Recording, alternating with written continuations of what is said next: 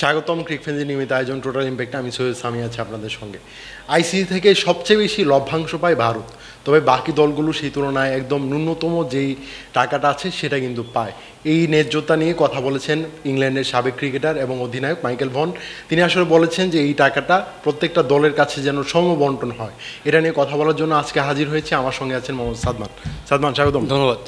আমরা কিন্তু ভারতের এই বিষয়টা নিয়ে আমরা বেশ কয়েকটা এপিসোড আগে আসলে আমরা কথা বলেছিলাম যে ভারত আসলে কত টাকা ইনকাম করছে, প্রায় 10,000 কোটি টাকার মতো ইনকাম করছে তারা বার্ষিক। সেই ক্ষেত্রে কিন্তু প্রায় 1,000 কোটি টাকার মতো ইনকাম করছে আইসিসি থেকে। এই অ্যামাউন্টটা এত বিশাল পরিমাণ যে বাকি যেই দলগুলো আছে বাংলাদেশ, ভারত না, শ্রীলঙ্কা, ওয়েস্ট ইন্ডিজ, তারা কিন্তু একটা ন্যূনতম অংশ কিন্তু পায়। সেক্ষেত্রে তারা আসলে অনেকটা ক্ষতিগ্রস্ত হচ্ছে। মাইকেল ভন আসলে স্টিক টু ক্রিকেট পডকাস্টে হাজির হয়েছিলেন, সেখানে আরও বেশ কয়েকজন ক্রিকেটার, সাবেক ক্রিকেটার ছিলেন। তারা আসলে এই বিষয়টা নিয়ে কথা বলেছেন যে এখন বর্তমানে যেই ফ্র্যাঞ্চাইজি ক্রিকেটের জমানা চলছে, অনেক ক্রিকেটাররা আসলে আন্তর্জাতিক ক্রিকেটটা ছেড়ে দিচ্ছেন, ফ্র্যাঞ্চাইজি ক্রিকেটে মনোনিবেশ করছেন।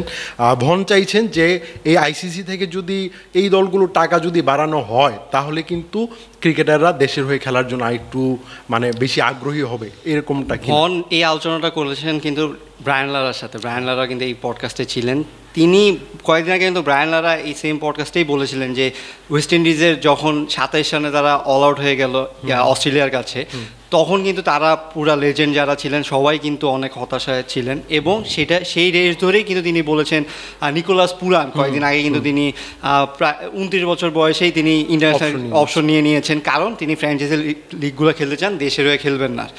এই রেসটা ধরেই তিনি কিন্তু ওয়েস্ট ইন্ডিজ বোর্ডের উপর ক্ষোভ ঝেড়েছেন যে তারা ঠিকমতো প্লেয়ারদের আসলে রাখতে পারছেন না, টাকা পয়সার জন্যই কিন্তু তারা চলে যাচ্ছে।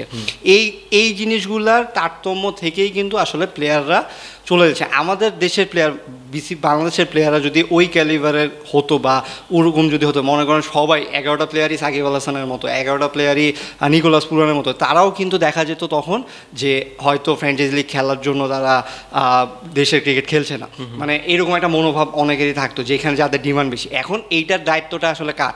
ফার্স্ট অফ অল বোর্ডের চেষ্টা করতে হবে, কিন্তু টপে যারা রয়েছে আইসিসি, তাদের আসলে এইখানে একটা গুরু দায়িত্ব রয়েছে, যেটা ভন উল্লেখ করেছেন যে মোটামুটি একটা ইকুয়াল শেয়ার যদি দেওয়া যায়, লভ্যাংশ একটা ভাগ দেওয়া যায়, তাহলে হয়তো যেই বোর্ডগুলো একটু দুর্বল তারা টানতে পারবে। আপনি চিন্তা করেন যে ভারত একা শুধু আইপিএল থেকেই কতটুকু লভ্যাংশ পায়, কতটুকু তারা মার্কেট ধরে ফেলেছে। তারা এমনিতে আসলে ক্রিকেটের সবথেকে ধনী বোর্ড।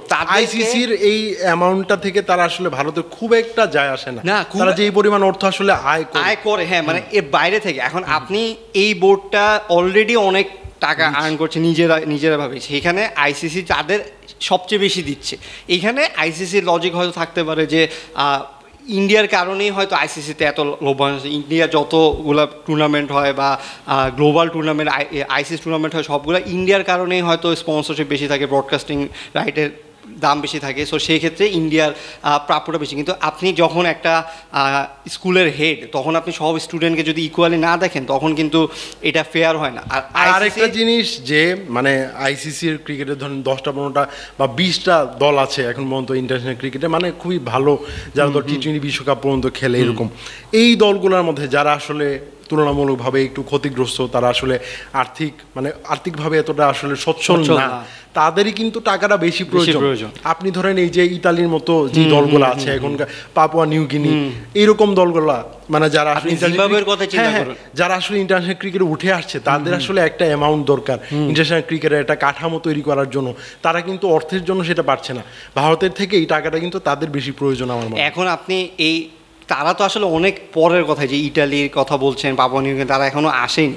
কিন্তু যারা এক্সিস্টিং, যেমন ওয়েস্ট ইন্ডিজের কথাই দেখেন, ওয়েস্ট ইন্ডিজের প্লেয়াররাই কিন্তু তাদের মানে অর্থের অভাবে তারা কিন্তু আসলে ফ্র্যাঞ্চাইজি লিগ চলে যাচ্ছে। বা ভন বলছেন শ্রীলঙ্কা, নিউজিল্যান্ড, বাংলাদেশ, তাদেরকে মানে তিনি বলছেন না একদম ভারতের সমানই দিতে, কিন্তু তারা বলছেন যে এত যে গ্যাপ, আপনার 38% মনে হয়। আমি একটু এটা স্পেসিফিকেশন করে দিই, তাহলে আসলে দর্শকরা বুঝতে পারবেন যে আইসিসির এখন যে লভ্যাংশ ভাগাভাগির যেই মডেলটা আছে সেই অনুযায়ী ভারত কিন্তু 38.50% টাকা লভ্যাংশ পায় হলো ভারত, ঠিক আছে। তাছাড়া সেকেন্ড যারা আছে তারা পায় হলো 6.5 8-9%। এইখানে আপনার গ্যাপটা তাহলে আপনি চিন্তা করেন। তৃতীয় যারা আছে তারা হলো অস্ট্রেলিয়া, তারা পায় 6.25, আর পাকিস্তান চতুর্থ সর্বোচ্চ 5.75। আর বাকি যেই দলগুলো আছে তাদেরকে 5% পর্যন্ত পায় না, তারা বিলো 5। সো এটা আসলে বোঝাই যাচ্ছে যে কতটা আসলে সামঞ্জস্য হচ্ছে। সেটাই। সো আপনি আইসিসি এখন তো আবার প্রেসিডেন্ট হচ্ছেন জয় শাহ, তিনি আরও ইন্ডিয়াকে কিভাবে সুবিধা দেওয়া যায় বা কিভাবে ইন্ডিয়াকে আরও লভ্যাংশ দেওয়া যায় সেটার চিন্তা করবেন, কিন্তু আইসিসির কাজ কিন্তু আসলে এরকম হওয়ার কথা না। এখন এই যে আপনি অস্ট্রেলিয়ার সাথেই ইন্ডিয়ার গ্যাপটা চিন্তা করেন, বাংলাদেশ তো আরও পরের কথা। সো এত গ্যাপ থাকলে মানে জিনিসটা এই যে একনায়কতন্ত্রের একটা বিষয় যে চলে এসেছে ওয়ার্ল্ড ক্রিকেটে, যে ইন্ডিয়ায় রাজত্ব করছে, ইন্ডিয়ার জন্য আপনি চিন্তা করেন আমাদের সামনের এশিয়া কাপটা আসলে হবে নাকি সেটা নিয়ে একটা অনেক বড় মানে ধোঁয়াশা তৈরি হয়েছে।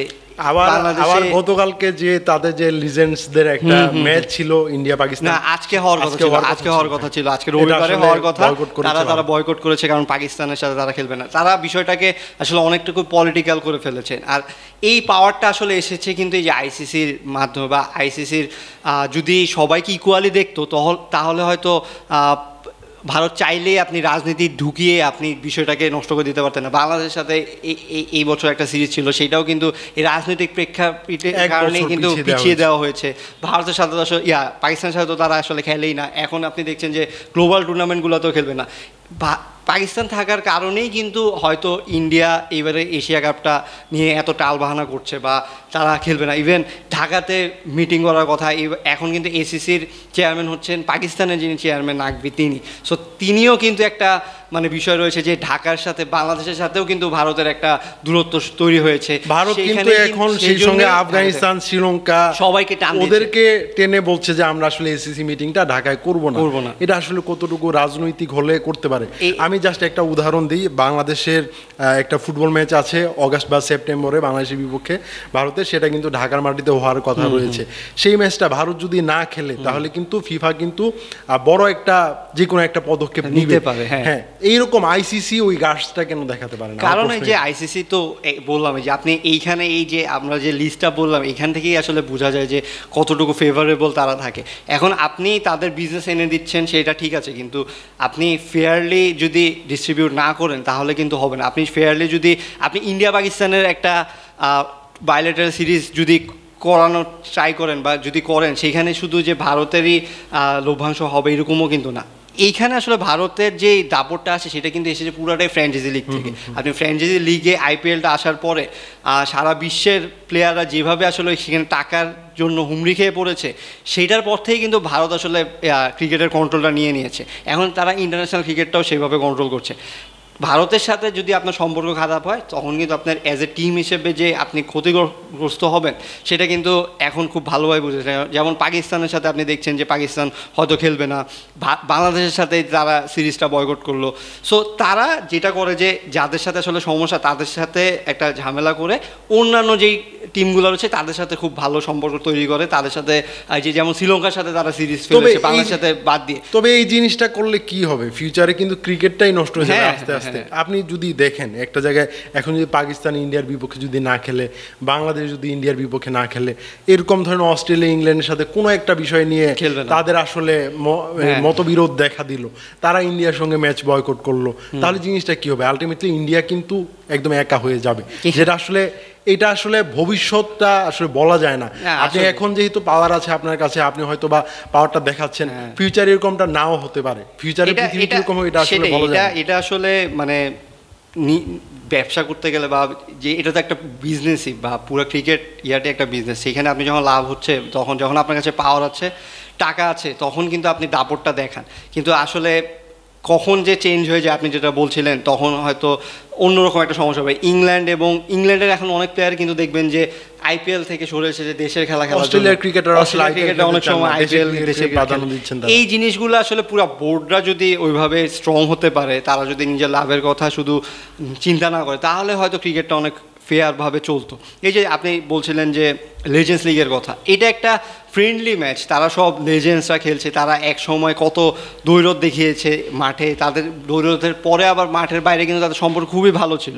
আফ্রিদির সাথে যুবরাজ সিং এর কত বন্ধুত্বপূর্ণ সম্পর্ক ছিল, কিন্তু এখন এই রাজনৈতিক প্লটের কারণে তাদের এই অপিনিয়নটা দেখেন যে শহীদ আফ্রিদি যদি খেলেন তাহলে আমরা ম্যাচটা খেলবো না, এই মানে এরকম মন্তব্য করেছেন যে ক্রিকেটার, যুবরাজ সিং, হরভজন সিং এর মতো ক্রিকেটার আছেন, হ্যাঁ শিখর ধাওয়ানের মতো ক্রিকেটাররা আছেন। সো তারা এইভাবে যদি এই জিনিসটাকে ক্যারি করেন তাহলে এখন যারা কারেন্ট প্লেয়ার আছে তাদের ভিতরেও কিন্তু এই জিনিসটা থাকবে যে পাকিস্তানের সাথে আমরা আসলে খেলবো না, বা পাকিস্তানের সাথে খেলতে হবে। যখন বোর্ডে খেলা থাকলেও তখন প্লেয়ারদের মধ্যে মনে হবে যে না ওদের সাথে খেলবো না, খেলতে গেলে মনে হয় যে মানে তারা দেশটাকে। আপনি এখন এশিয়া কাপের কথাই জাস্ট চিন্তা করেন যে এশিয়া কাপে যে সময় মনে হচ্ছিল যে এশিয়া কাপটা একদম ঠিকঠাকই হবে, যেহেতু ভারত পাকিস্তান ম্যাচ 7ই সেপ্টেম্বর সম্ভবত একটা ডেট দেওয়া হয়েছিল, এই ম্যাচটা এই 7ই সেপ্টেম্বর মাঠে করাবে।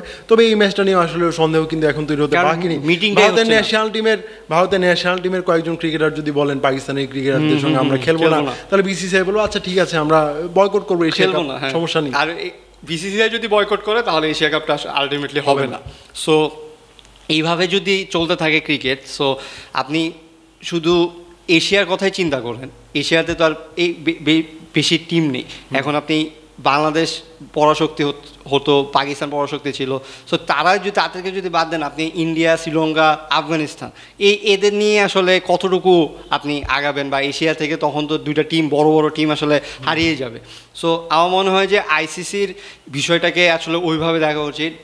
এটা আসলে ক্যাজুয়ালি বলছে, এরকম সবাই মানে ক্যাজুয়ালি বলতে যারা বাইরে রয়েছে, যারা অন্যান্য দেশে, তারা কিন্তু সবাই দেখছে আসলে কি হচ্ছে, কিন্তু তারা কিন্তু ওইভাবে পদক্ষেপ নিচ্ছে না। যাদের আসলে পদক্ষেপ নেওয়া উচিত, যাদের এটা নিয়ে ভয়েস রেজ করা উচিত, তারা কিন্তু করছে না। সো যতক্ষণ না করবে যে আপনি আমি যেরকম কথা বলছি তারা ওইভাবেই কথা বলেছে, কিন্তু আলটিমেটলি আসলে বিজনেসটাই দেখবে তারা। তাদের যদি লাভ হয়, প্লেয়াররা যদি যখন নিজেদের আসলে লাভ হবে সেইভাবেই খেলবে। আমার মনে হয় যে এটা এই যে কবে আসলে চেঞ্জ আসবে, কিসের মাধ্যমে, কিসের উসিলা চেঞ্জ আসবে, সেটা আসলে আমরা এখনও জানি না। সো এটা আমাদের ওয়েট করতে হবে যে এই জিনিসটা আসলে কতটুকু ইকুয়াল হয়। আমরা চাই না যে এরকম বিদ্বেষের কারণে আসলে ক্রিকেটটা নষ্ট হয়ে যাক। হ্যাঁ, ধন্যবাদ সাদমান আমাদের সময় দেওয়ার জন্য। দর্শক, ক্রিক ফ্রেন্ডস নিয়মিত আয়োজনে আমাদের সঙ্গে থাকার জন্য ধন্যবাদ। পরবর্তী কোনো পর্বে অন্য কোনো বিষয় নিয়ে আবার কথা বলবো, সে পর্যন্ত আমাদের সঙ্গে থাকুন।